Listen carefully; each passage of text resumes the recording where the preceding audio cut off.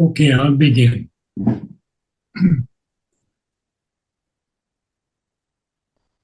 As if sitting near an open window's gap, he read by lightning flash on crowding flash chapters of her metaphysical romance, of the soul's search for lost reality, and her fictions drawn from spirit's authentic fact, her caprices and conceits and meanings locked,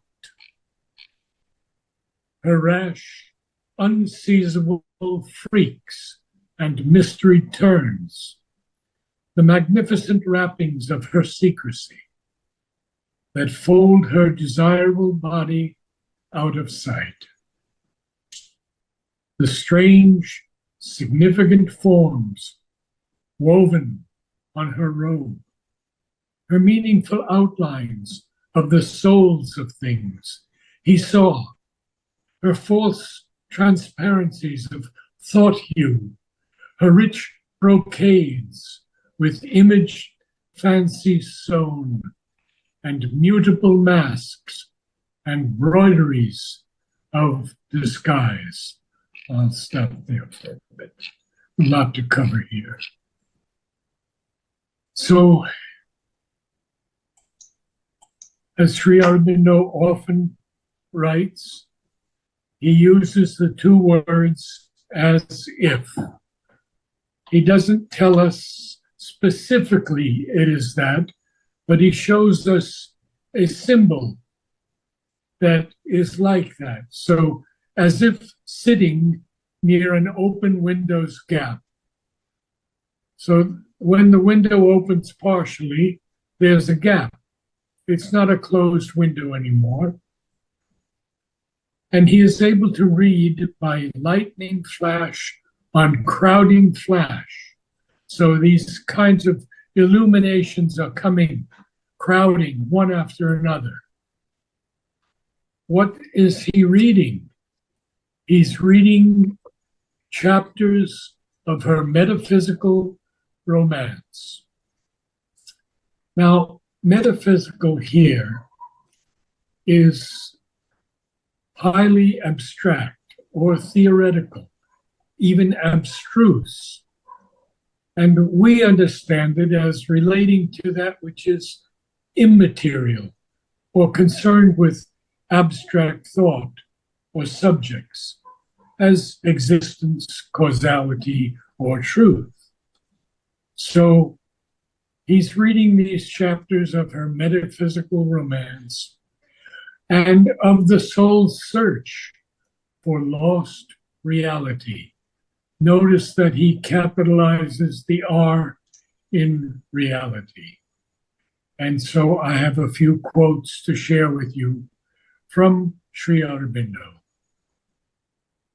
In the Life Divine, he tells us, there is a reality, a truth of all existence, which is greater and more abiding than all its formations and manifestations. This reality is there within each thing and gives to each of its formations its power of being and value of being. And again in the Life Divine, he says, an infinite existence, an infinite consciousness, an infinite force and will, an infinite delight of being is the reality, secret behind the appearances of the universe. So Sri Aurobindo is continuing now this same thing. And her fictions drawn from spirit's authentic fact. So in this plane of existence, we see that there are fictions, of course. The full truth is not available in this plane. And so she draws fictions from the authentic facts of the spirit. And then he says, her caprices and conceits.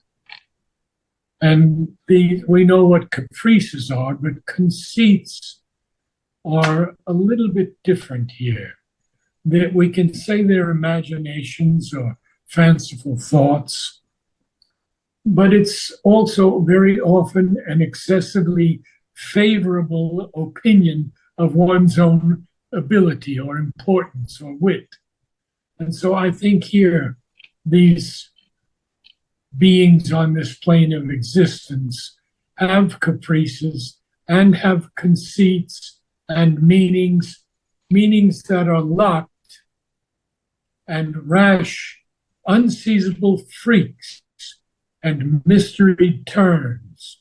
So we see Sri Aurobindo using a number of interesting terms here. First of all, caprices. Secondly, conceits. And then locked meanings. And then we also have unseizable freaks that are rash and mystery turns. 5 different ways he's explaining this experience of this plane of existence. Full stop after turns. The magnificent wrappings of her secrecy that fold her desirable body out of sight, the strange, significant forms woven on her robe, her meaningful outlines of the souls of things he saw, her false transparencies of thought hue, her rich brocades with imaged fancies sewn, and mutable masks and broideries of disguise. Again, now Sri Aurobindo is going to take us from the caprices, from the conceits, and he's going to tell us many more things. We've already covered the unseizable freaks and the mystery turns. Now we have these magnificent wrappings.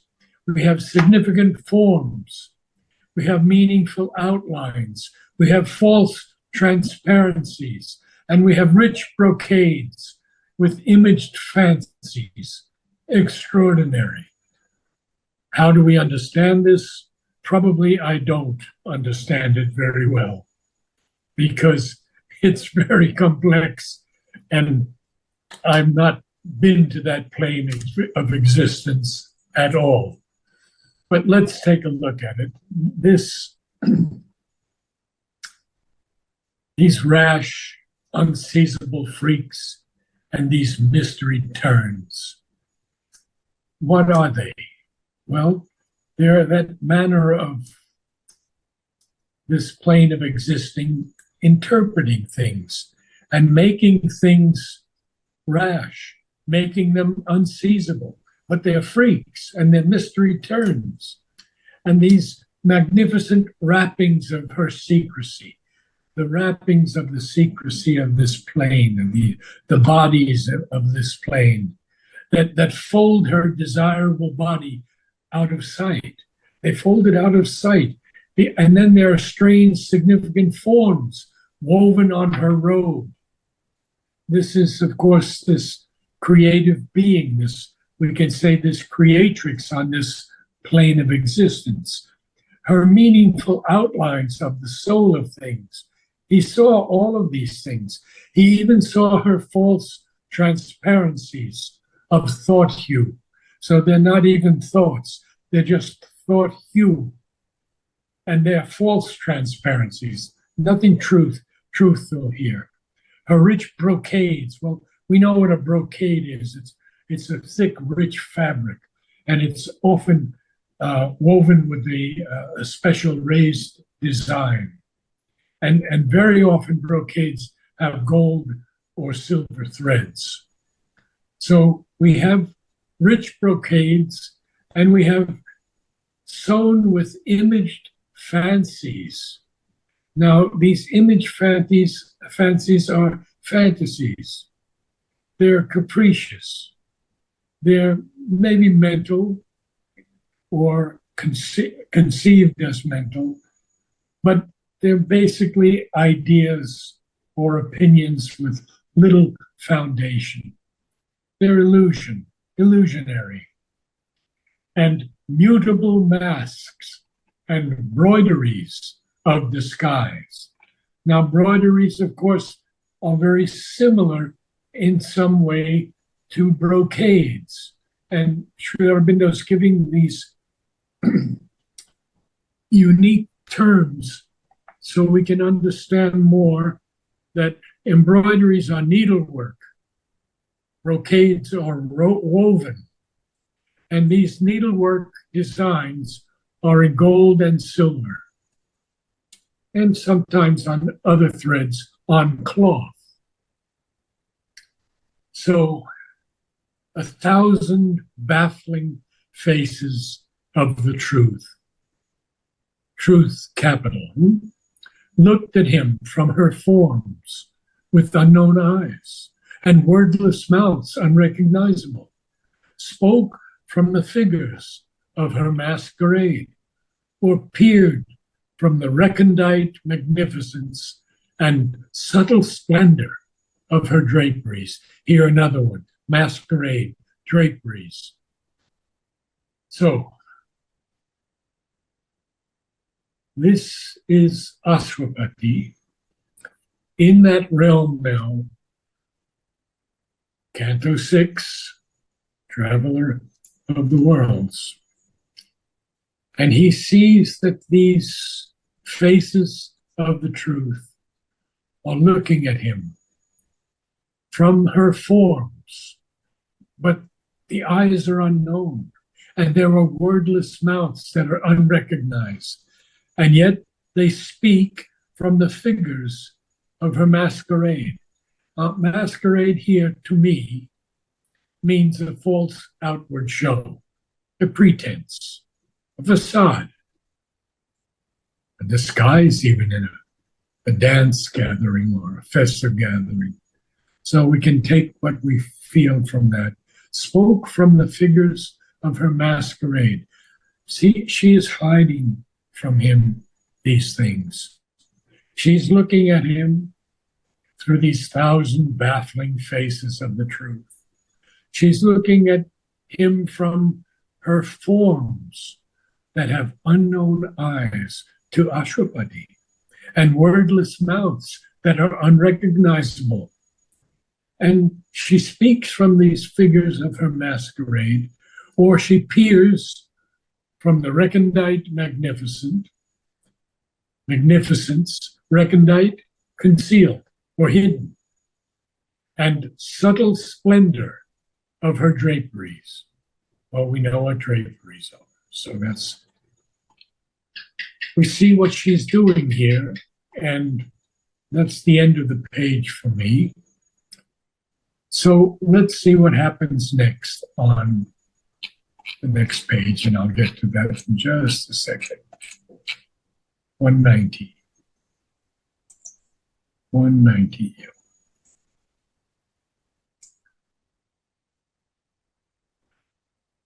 Now he continues this idea by saying, in sudden scintillations of the unknown. The scintillations are, of course, flashes of light, sparks of light. And the unknown, I've quoted it before, but I have to quote it again from the Life Divine because it's so important. The unknown is not the unknowable. It need not remain the unknown for us unless we choose ignorance or persist in our first limitations, that is body, life, and mind. For to all things that are not unknowable, all things in the universe, there correspond in that universe faculties which can take cognizance of them. And in man, the microcosm, these faculties are always existent and at a certain stage capable of development. We may choose not to develop them. Where they are partially developed, we may discourage and impose on them a kind of atrophy. But fundamentally, all possible knowledge is knowledge within the power of humanity. So important. In sudden scintillations of the unknown, inexpressive sounds became veridical. Wow. Sounds became veridical, truthful, real, actual, genuine. Ideas that seemed unmeaning flashed out truth. Voices that came from unseen, waiting worlds uttered the syllables of the unmanifest. Now, again, Sri Aurobindo has some things to say about the unmanifest. I don't think I've quoted this to you before, but it's very important. Whatever the manifestation may be, spiritual or material or other, it has behind it something that is beyond itself. And even if we reached the highest possible heights of the manifested existence, there would be still beyond that, even an unmanifested from which it came. The unmanifested supreme is beyond all definition and description by mind or speech. No definition the mind can make, affirmative or negative, can be at all expressive of it or adequate. And lastly, in the hour of God, he writes, to the mind, this unmanifest can present itself as a self, a supreme nihil, Tao or Sunyam, a featureless absolute, an indeterminate, a blissful nirvana of manifested existence, a non-being out of which being came, or a being of silence, out of which a world illusion came. But all these are mental formulas, expressing the mind's approach to it. Not that, capital T, but impressions which fall from that upon the receiving consciousness. Not a true essence or nature, swarupa, of the eternal and infinite. Even the words, eternal and infinite, are only symbolic expressions through which the mind feels, without grasping, some vague impression of this supreme. I'll go back a little bit. Voices that came from unseen, waiting worlds uttered the syllables of the unmanifest to clothe the body of the mystic word. And wizard diagrams of the occult law sealed some precise, unreadable harmony, or used hue and figure to reconstitute the herald blazon of time's secret things. Quite a bit to go through here, yeah. To clothe the body of the mystic word. Oh. We have these ideas that seemed to be unmeaning, but they flashed out truth. We have voices that came to Ashwapati, of course, from unseen, waiting worlds. And these voices uttered the syllables of the unmanifest. Why? To clothe the body of the mystic word. And here we have to look at what Sri Aurobindo says about the word in the future poetry. he writes, the word is a sound expression of the idea. In the superphysical plane, when an idea has to be realized, one can, by repeating the word expression, it's the word expression, one word, hyphenated. By repeating the word expression of it, produce vibrations which prepare the mind for the realization of the idea.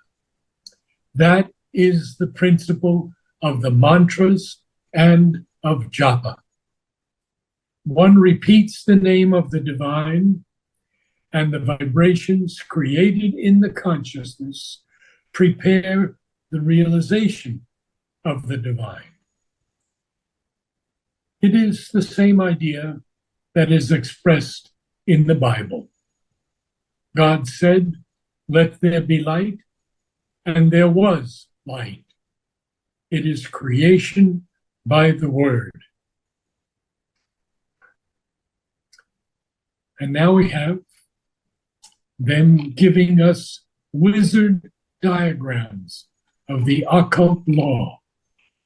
And I've read to you about the law many times, but I want to read one or two things from essays in philosophy and yoga and essays divine and human.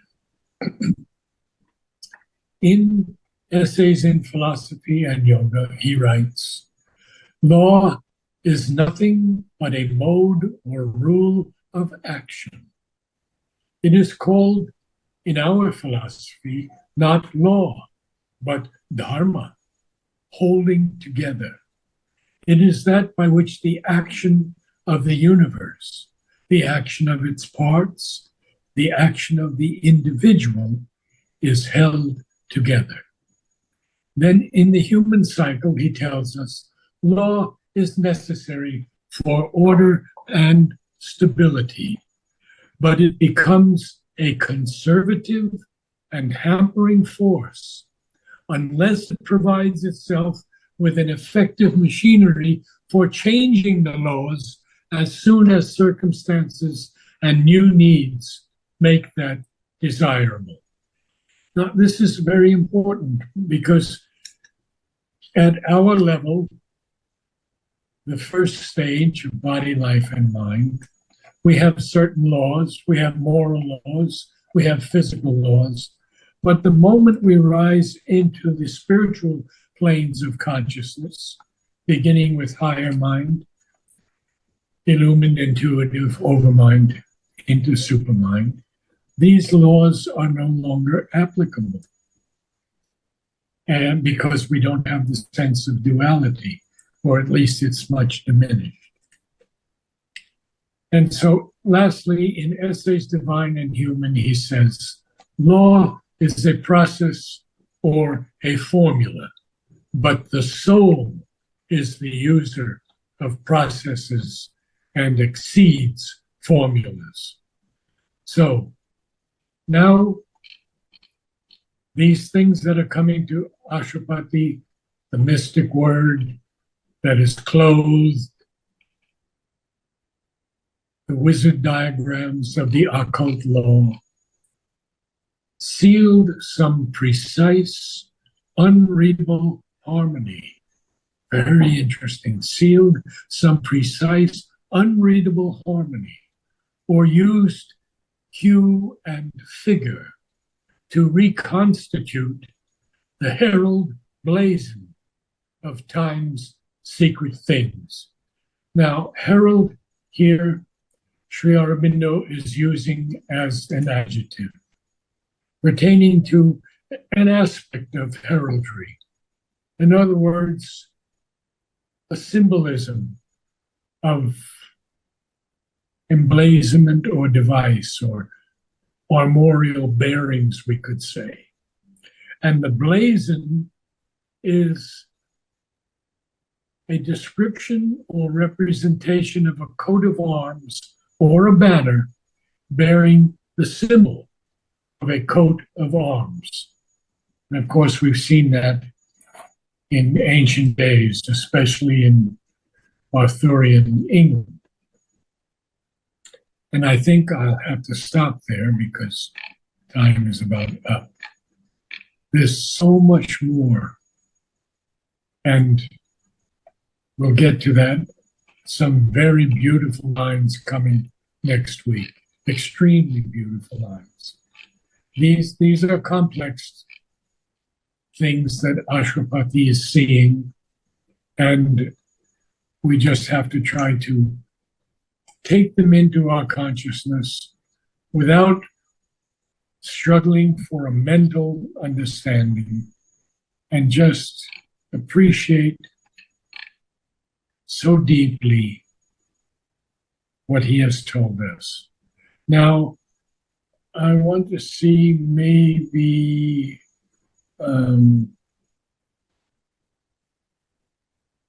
Sandra, would you read for us? Yes. Thank you. Beginning with As If Sitting. As if sitting near an open window's gap, he read lightning flash on crowded flash, chapters of her metaphysical romance, of the soul's search for lost reality, and her fictions drawn from spirit's authentic fact, her caprices and conceits and meanings locked, her rash, unseizable freaks and mysteried terms, the magnificent wrappings of her secrecy that fold her desirable body out of sight, the strange, significant forms woven on her robe, her meaningful outlines of the souls of things. He saw her false transparencies of thought hue, her rich brocades and imagined fancies sewn, and mutable masks, embroideries of disguise, 1,000 baffling faces of the truth looked at him from her forms with unknown eyes and wordless mouths unrecognizable, spoke from the figures of her masquerade, or peered from the recondite magnificence and subtle splendor of her draperies. In sudden scintillations of the unknown, inexpressive sounds became vertical. Ideas that seemed unmeaning flashed out truth. Voices that came from unseen, waiting worlds uttered the syllables of the unmanifest to clothe the body of the mystic word, and wizard diagrams of the occult law sealed some precise, unreadable harmony, or used hue and figure to reconstitute the herald blazon of time's secret things. Thank you so much. And thank you all. I'm seeing a lot of new people now. And please tell your friends that the evenings are recorded and available on the on Vladimir and Radha's Sri Aurobindo website, and on our website, Mother and Sri Aurobindo YouTube. Thank you all. Namaste. Namaste. Namaste. Thank you.